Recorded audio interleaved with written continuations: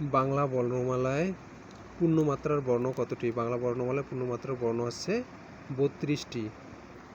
কোনটি রবীন্দ্রনাথ ঠাকুরের লেখা? রবীন্দ্রনাথ ঠাকুরের লেখা আছে সঞ্চিতা। বাংলা সাহিত্যের প্রথম মহিলা কবিকে? বাংলা সাহিত্যের প্রথম মহিলা কবি আছে বাংলা সাহিত্যের প্রথম মহিলা কবি আছে চন্দ্রাবতী। বন্দি শিবির থেকে কাব্যটি কে লিখেছেন? বন্দি শিবির থেকে কাব্যটি লিখেছেন শামসুর রহমান। কোনটি উপন্যাস? যাহার নাম হইতে বিদায় উপন্যাসটি লিখেছেন শওকত ওসমান। পদ্মাবতী কাব্যের লেখককে? পদ্মাবতী কাব্যের লেখক আছে আলাওয়াল।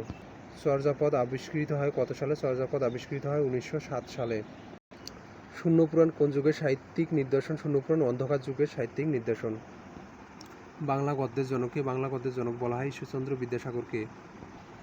ফোর্ট উইলিয়াম কলেজের বাংলা বিভাগের অধ্যক্ষ কে? William Carey. তাসের ঘর অর্থ কি? তাসের ঘর অর্থ ক্ষণস্থায়ী। কোনটি খাঁটি বাংলা উপসর্গ? ইতি হচ্ছে খাঁটি বাংলা উপসর্গ। 13 আহ্বান শব্দটির উচ্চারণ হচ্ছে আহ্বান, আহ্বান।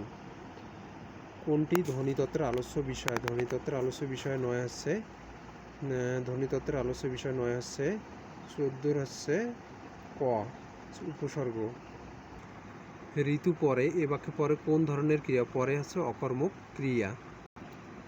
আমি জানি যে সে চলে যাবে, এটি কোন ধরনের বাক্য? এটি হচ্ছে জটিল বাক্য। ধূমকেতু কি? ধূমকেতু একটি অর্ধ সাপ্তাহিক পত্রিকা। অষ্টবর্ণ কোনগুলো? অষ্টবর্ণ প, ফ, ব, ভ, ম, এগুলো অষ্টবর্ণ। বাংলাদেশ শব্দে অক্ষর কয়টি? বাংলাদেশ শব্দে অক্ষর 3টি। পূর্বপদে বিভক্তি লোপ হয় না কোন সমাসে? এটা হচ্ছে অলুক সমাস।